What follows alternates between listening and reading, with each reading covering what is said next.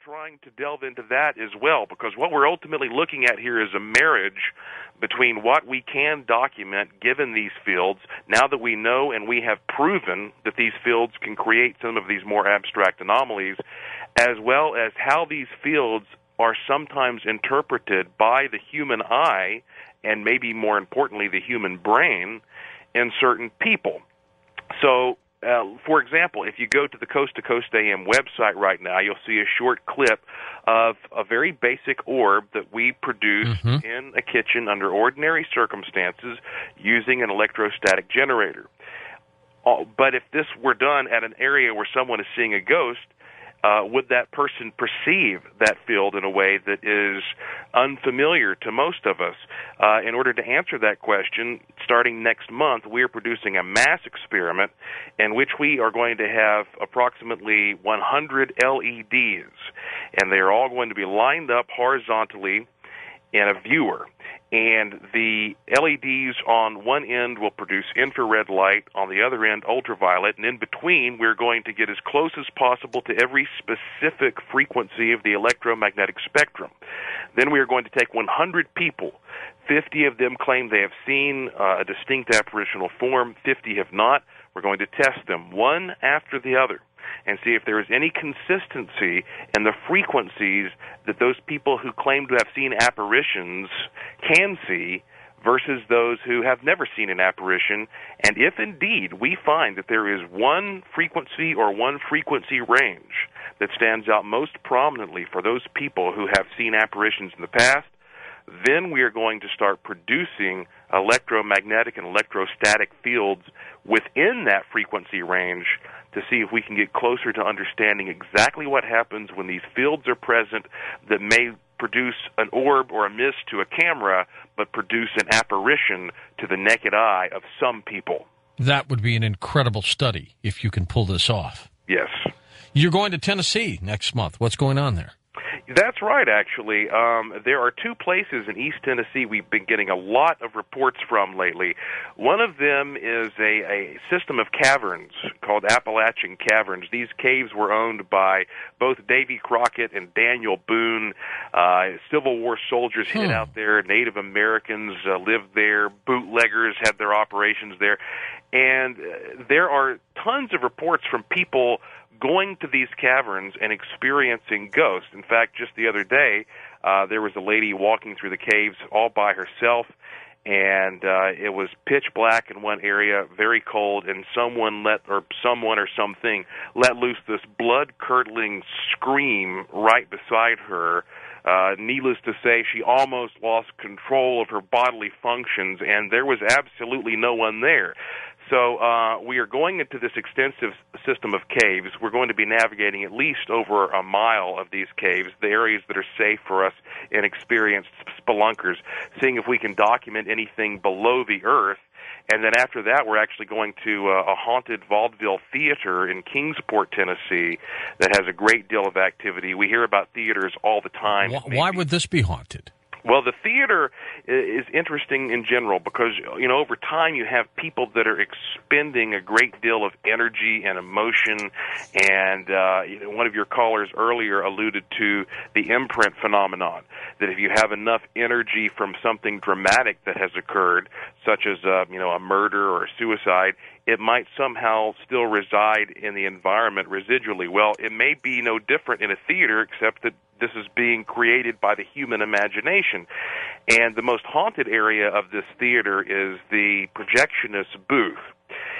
In fact, from what I understand, in the old days, once they started running films through there, the projectionist basically had to live in the booth, because if that film got jammed and began to burn, it would let loose deadly cyanide gas and potentially kill everybody in the theater. So this guy stayed in the projectionist booth for years and years, many hours per day, had his own bathroom in there, and now this projectionist booth appears to have his energy inside. In fact, I'm waiting for some video footage right now from some of the people who are renovating the theater. A guy says that he was walking up to the door of the booth with his video camera, and the door is spring-loaded, so it stays shut. However, they had it propped open since they were hauling some stuff in and out. He said all of a sudden the door slammed shut violently right in his face when he got up to it, and then it opened itself back up, hung there for a bit, and then closed again as if someone were walking through. And the guy who owns the place said, that's impossible. This is a spring-loaded door. It can't open itself back up and stand there for a bit. So we're going to both of those locations. In fact, if any of your listeners follow the link to my website from your site, they can learn how to come with me if they go to the lemurteam.com website as well. And we're doing that as well as a lot of other investigations around the world because, you know, when you go into the caves, you get to measure some of these natural fields below the earth. When you go out to sea, like we're doing in October at the Bermuda Triangle, you get to see how these energy fields are affected when you have water all around you. Now, the only thing we're missing is testing what happens when you're way up in the air. You know, we want to do something of an aerial nature next, and by understanding how some of these anomalous fields operate in the sky, at sea, and below the earth, as well as here on the surface, we're putting together some kind of a map that will give us some insight into how these fields seem to produce paranormal phenomena. The last time we were together, you were working on research with animal ghosts that you called phantomals. Yes. Yeah, the phantomal phenomenon, and in fact, phantomal is a word that I coined because when I was doing research for my latest book, Pet Ghosts, I found that it was difficult to differentiate between certain types of animal ghost versus what seemed to be an elemental like a hellhound or even a cryptid like Bigfoot. I tend to think a lot of these cryptids are interdimensional creatures. Could be. I mean, that's why you have examples of Bigfoot, vanishing in mid-pathway and, the footprints just disappear. So phantomals is a general term for a paranormal entity that looks more like an animal than a person. Mothman, for example, would fit into that. And I'm proud to say the book has recently been optioned for a TV program. We'll see how that goes. And so I've been putting a request out there for people to send me images and footage of anything that might seem like, a valid animal ghost that might work for a TV show.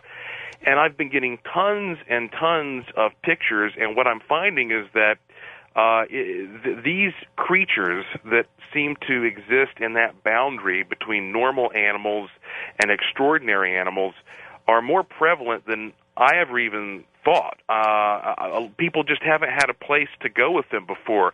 I mean, I get descriptions all the time of creatures that look something like, like a German shepherd that's walking upright. That has a big yellow eyes. I don't know what this thing is. I don't know what name to give it. Maybe somebody like Lauren Coleman could clue us in on how to classify something like this cryptozoologically, but people see these kinds of creatures, and then they either vanish or they just sort of dissolve.